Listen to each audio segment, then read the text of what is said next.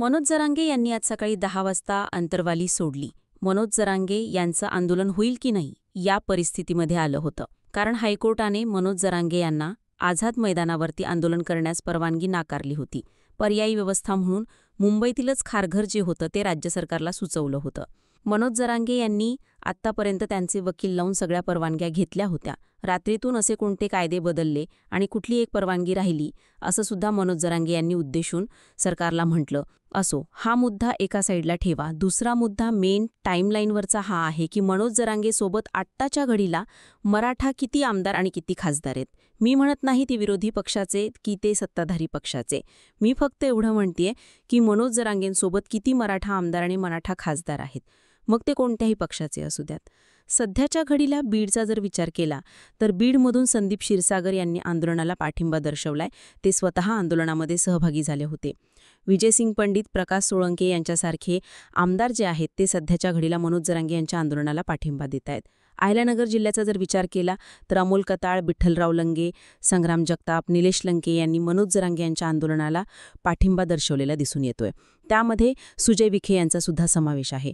एकंदरीत जर सध्याच्या घडीला सगळ्यात मोठी जर मोठ बांधायची ठरली तर ती मराठा आमदार आणि मराठा खासदारांची आहे. आत्ताच्या घडीला राज्याच्या सत्तेमध्ये असणारे जास्तीत जास्त मराठा आमदार खासदार आहेत. विरोधामध्ये सुद्धा मराठा आमदार खासदार आहेत आणि जे पराभूत झालेत आजी, माजी आणि भावी, त्यातही सगळ्यात जास्त मोठ्या प्रमाणावरती मराठाच लोक आहेत. मग अशामध्ये मराठा आमदार किती मनोज जरांगेंसोबत हा सगळ्यात मोठा प्रश्न तयार झाला होता. यामध्ये सगळ्यात मोठी चाल जी आहे ती एकनाथ शिंदे खेळताना दिसतायत. कारण सध्याच्या घडीला जरांगेंचा एकनाथ शिंदेसोबत असलेला सॉफ्ट कॉर्नर आणि एकनाथ शिंदेंचे आमदार जाहीररित्या मनोज जरांगे यांच्या आंदोलनाला दर्शवत असलेला पाठिंबा सांगतोय की जरांगे यांनी शिंदेंचे आमदार फोडलेत किंवा मग शिंदेंनी स्वतः ते फोडण्यासाठी भाग पाडलं. तानाजी सावंत यांची सकाळी बाईट समोर आली की मी मनोज जरांगे यांच्या आंदोलनाच्या पाठीशी आहे.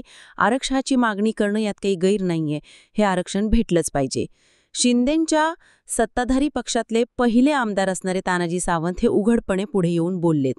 त्या व्यतिरिक्त जर आपण विचार केला तर उदय सामंत असतील, आशिष शेलार असतील, राधाकृष्ण विखे असतील, बाबासाहेब पाटील असतील, यांच्यासारखे अन्य बरेच लोक जे आहेत ते सध्याच्या घडीला जी सरकारकडून मराठा आरक्षणासाठी उपसमिती नेमण्यात आलेली आहे त्यामध्ये या मंत्र्यांचा समावेश आहे.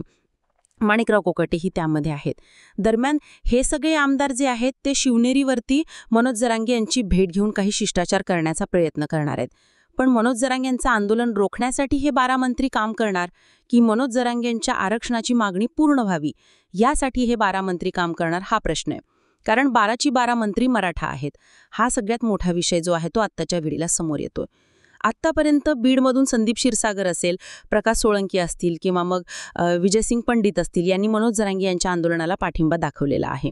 त्या व्यतिरिक्त खासदारांचा जर विचार केला तर मागच्या वेळी पारनेरमधून निलेश लंकेंनी जरांगे यांच्या आंदोलनाला पाठिंबा दर्शवला होता.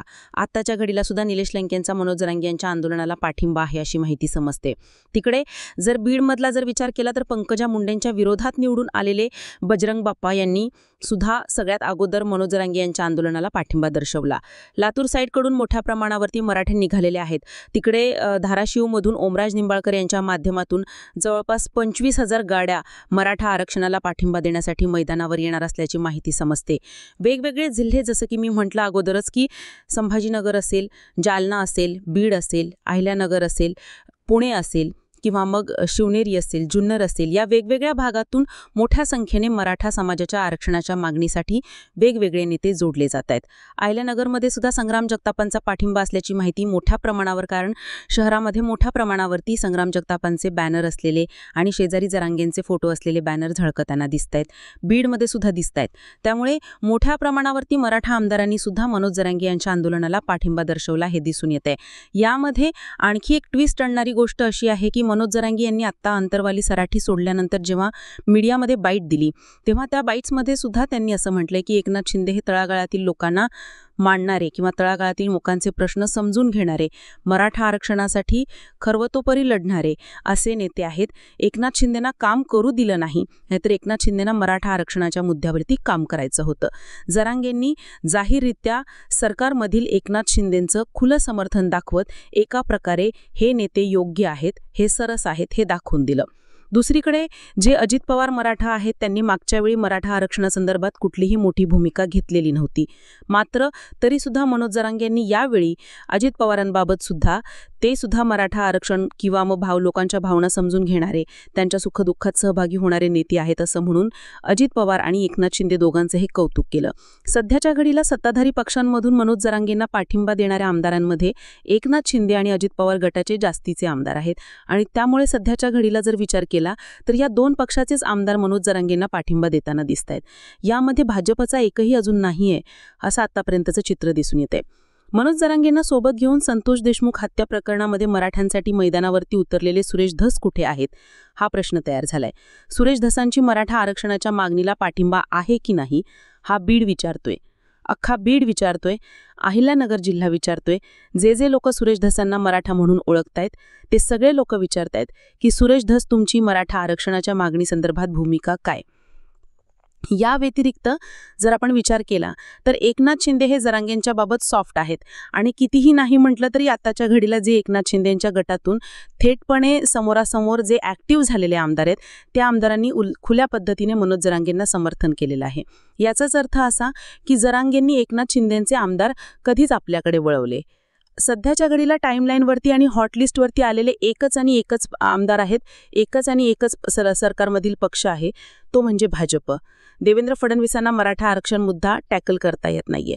देवेंद्र फडणवीसांनी त्यांच्या अध्यक्षतेखाली किंवा जी काही एक उपसमिती नेमलेली आहे त्या उपसमितीमध्ये जे मराठा मंत्री टाकलेले आहेत त्यामध्ये सुद्धा प्रश्न तोच वारंवार वेरातोय की यामध्ये जरांगे यांच्या मागणीला सपोर्ट करणारे कोण. देवेंद्र फडणवीस मराठा आरक्षणाच्या भूमिकेमध्ये मुख्य विलन झालेले आहेत.